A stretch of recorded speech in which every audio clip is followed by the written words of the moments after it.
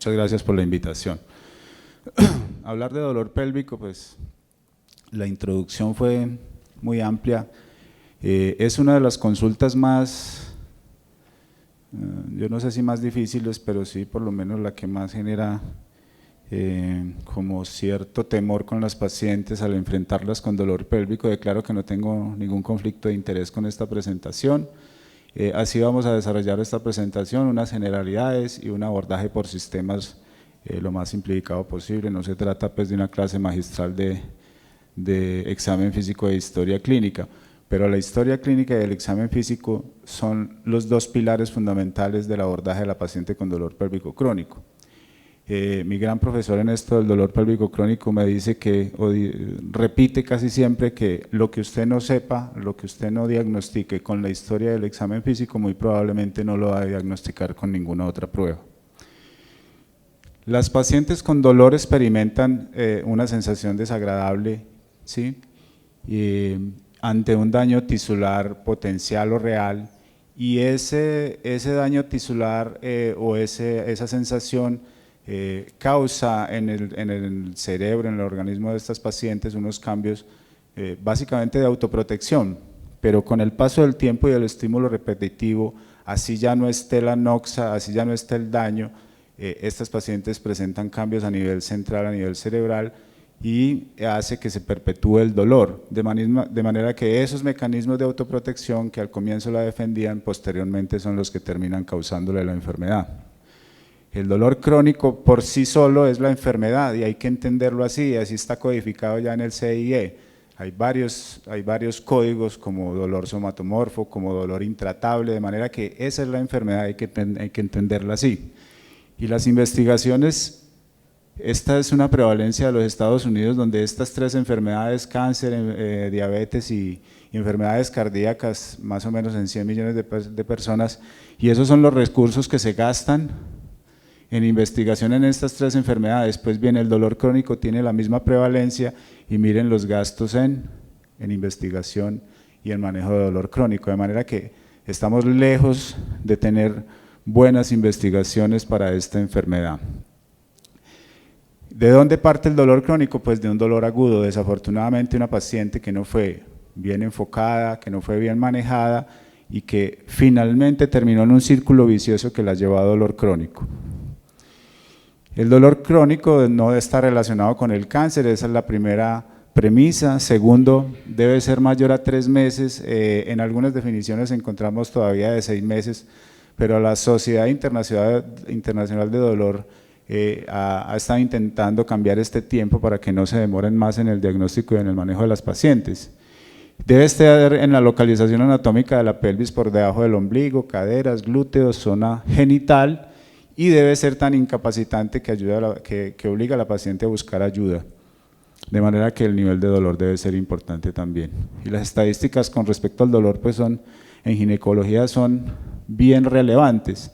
Son causas de consultas ambulatorias hasta un 30%, de consultas de urgencia hasta un 20%, de laparoscopias ni se diga, y casi la mitad de esas pacientes nunca buscan ayuda, o imagínense si las que buscan son estas. Bueno, y el otro dato más importante que lo resalto acá y que pues sería muy bueno hacer una estadística entre nosotros. Este es un estudio de los americanos donde solamente el 15% de los ginecólogos se sentía conforme viendo pacientes con dolor pélvico crónico, de manera que a una enfermedad tan prevalente, tan sintomática, le sumamos que a los médicos a veces no nos gusta verlas tampoco, o por lo menos no nos sentimos cómodos. Impacta todo, hasta la calidad de vida. Entonces 25% de las pacientes no quiere salir de la cama por el dolor. Trastornos afectivos como depresión, altera la salud mental, la salud general, la energía diaria se reduce hasta en un 82%, tienen dolor con las relaciones sexuales y se vuelve un círculo vicioso de dolor, automanejo, limitaciones del sistema para buscar ayuda, ¿sí? Y todo se vuelve un círculo vicioso donde se altera la calidad de vida finalmente de la paciente. Los costos son invaluables, ¿cierto? 1.5 billones de dólares al año en Estados Unidos en manejo de dolor pélvico crónico. Y si nos vamos a las causas, pues que no es el objetivo de esta conferencia, pero sí hacer énfasis en algo, y es que los ginecólogos, pues obviamente estamos entrenados para manejar las causas ginecológicas. Pues aquí está la mayor sorpresa de la conferencia, y es que solamente el 20% de las causas están en los órganos ginecológicos que nosotros vemos tradicionalmente. Las pacientes con dolor crónico tienen principalmente dolor de origen urológico, de origen gastrointestinal y de origen musculoesquelético. Yo le sumaría ahí las neuropatías periféricas, que son tan prevalentes en las pacientes con dolor pélvico crónico.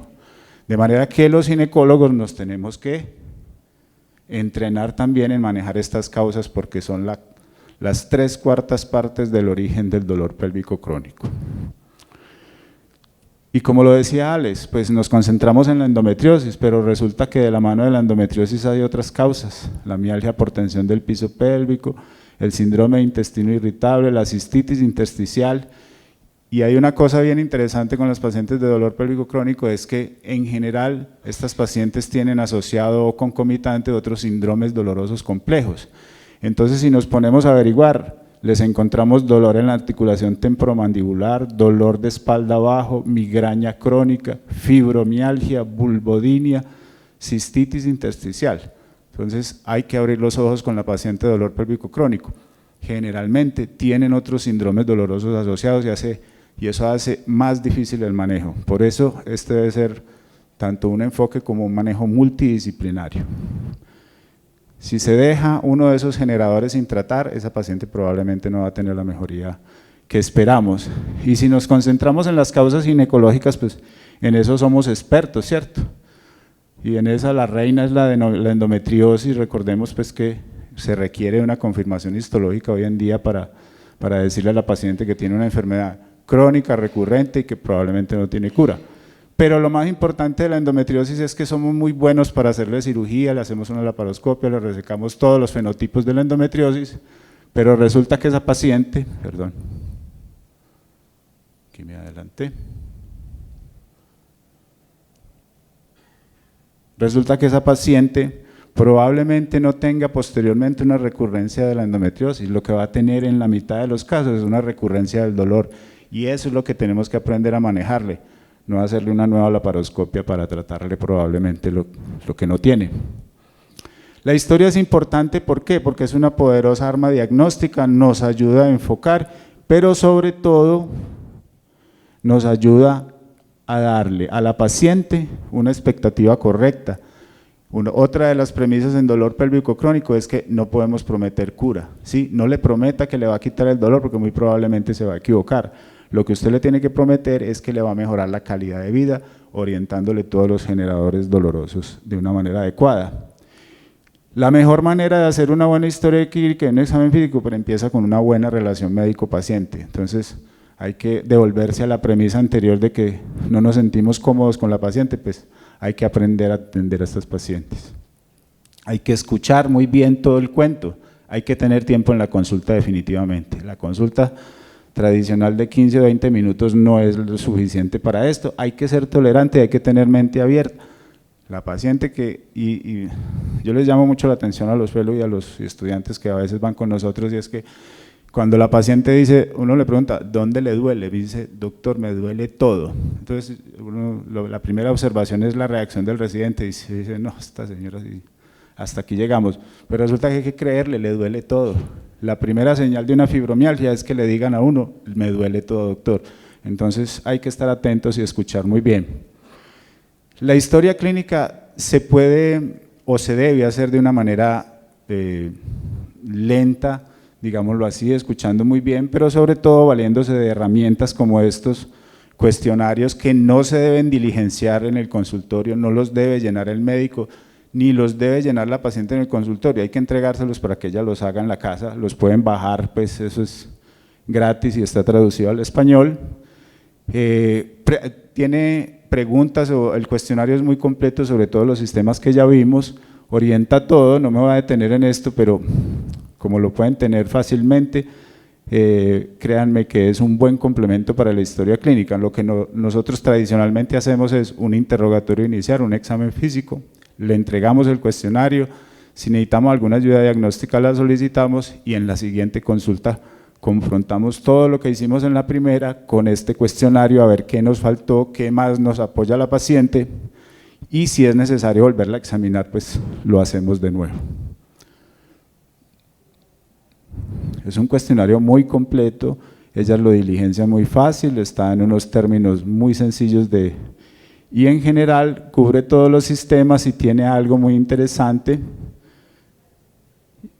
Test de frecuencia urinaria, cómo se enfrenta al dolor, y hay un capítulo muy importante en dolor pélvico crónico que es el abuso sexual y el maltrato físico. A los médicos no nos gusta preguntar o nos da miedo, a veces la paciente no quiere contestar, pero casi todas diligencian esto en la casa, eso sí es seguro. Y eso es muy importante, ¿para qué?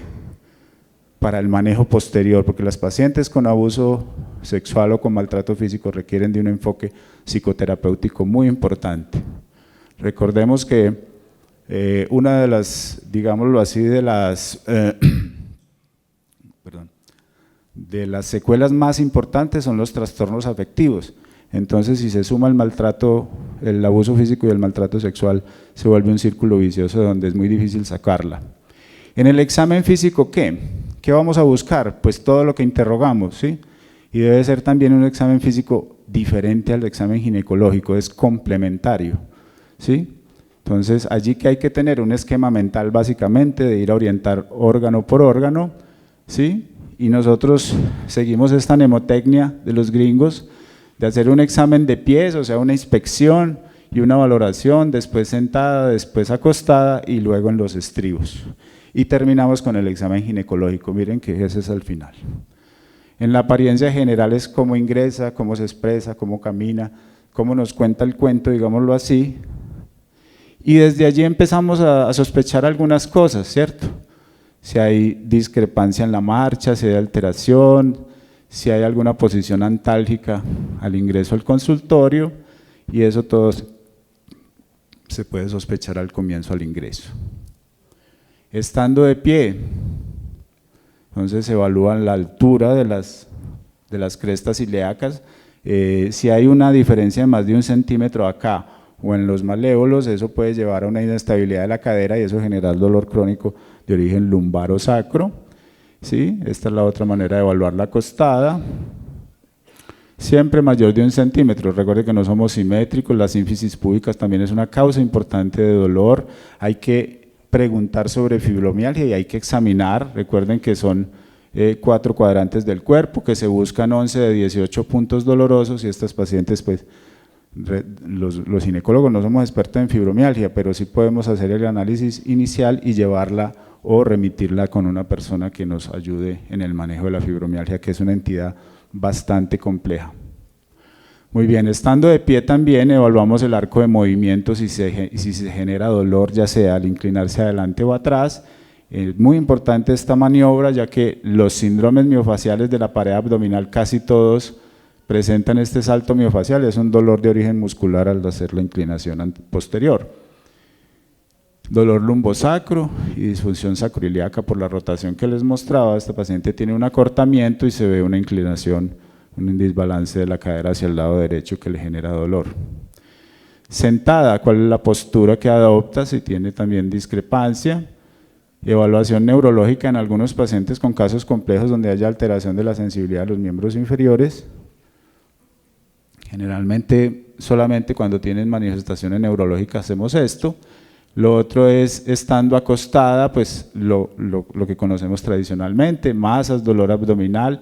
Los puntos gatillos son una parte muy importante de dolor pélvico crónico. Recuerden que generalmente las pacientes que tienen dolor de origen visceral y o compromiso de uno de sus órganos pueden tener una manifestación somática que son estos puntos dolorosos por síndrome miofacial. Hay que buscarlos y hay que tratarlos. ¿Cómo? Con presión, se busca el dermatoma que está comprometido y esto es susceptible de manejo ya sea con fisioterapia y o con infiltraciones o medicamentos neuromoduladores. Recuerden que dentro de las causas musculoesqueléticas el 15% de las pacientes tienen uno de tantos síndromes miofaciales como el síndrome miofacial abdominal, la mialgia por tensión del piso pélvico y las neuropatías periféricas. Así se examinan los puntos gatillos, se hace una presión Dice la literatura que alcance a 4 kilogramos, entre 2 y 4 kilogramos. La forma más fácil es que el pulpejo se torne blanco, tampoco pues le vamos a tocar el peritoneo posterior a estimulárselos. El test de Carnet es una prueba muy sencilla para determinar si la paciente tiene un dolor de origen en la pared abdominal o de origen visceral. Simplemente eso, digamos que esa es la premisa. Se le pide a la paciente que haga un movimiento de Valsalva, que aumente la presión intraabdominal, y si continúa el dolor al palparle con la pared contraída, el dolor es de origen miofacial. Si se quita el dolor es de origen abdominal o visceral. Los puntos ováricos son importantes para sospechar y complementar la historia clínica del síndrome congestivo pélvico. Son unos puntos ubicados en una línea trazada entre el ombligo y la espina ilíaca, en el tercio interno, una presión profunda sostenida, y esto genera dolor en las pacientes con síndrome congestivo.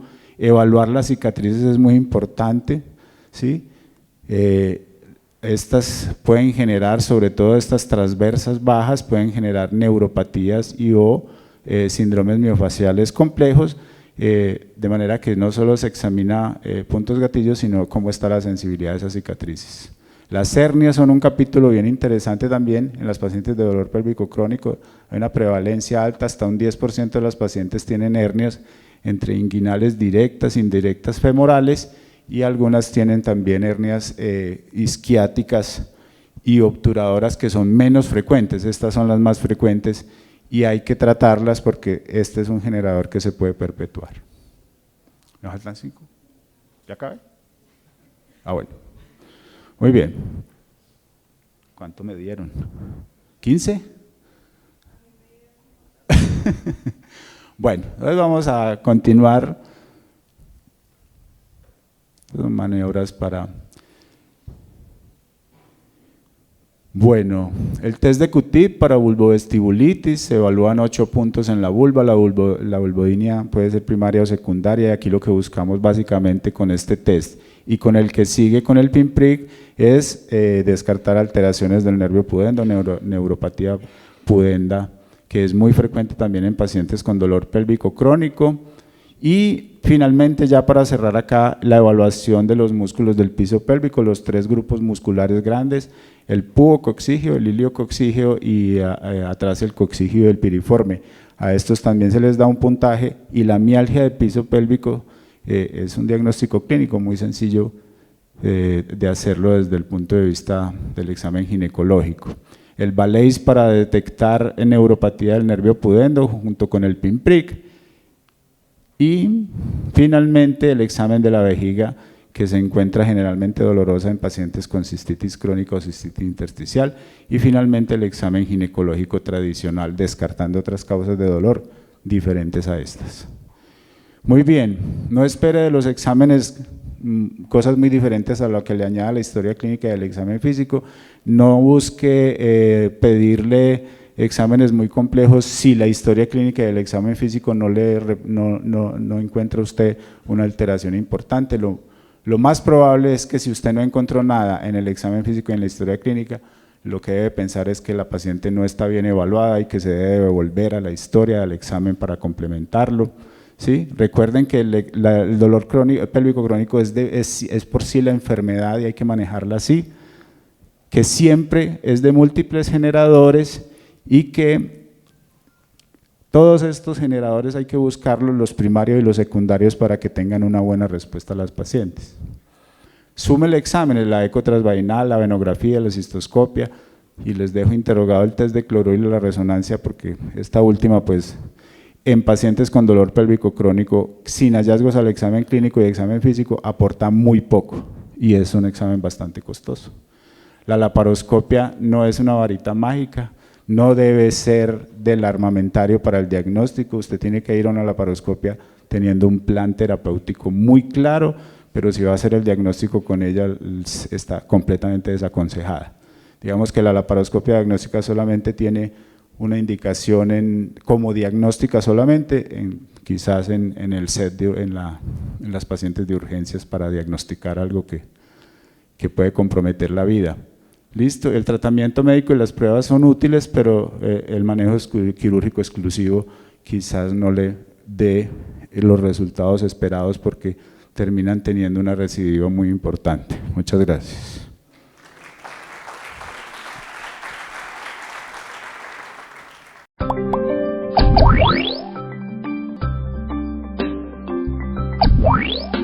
Wow.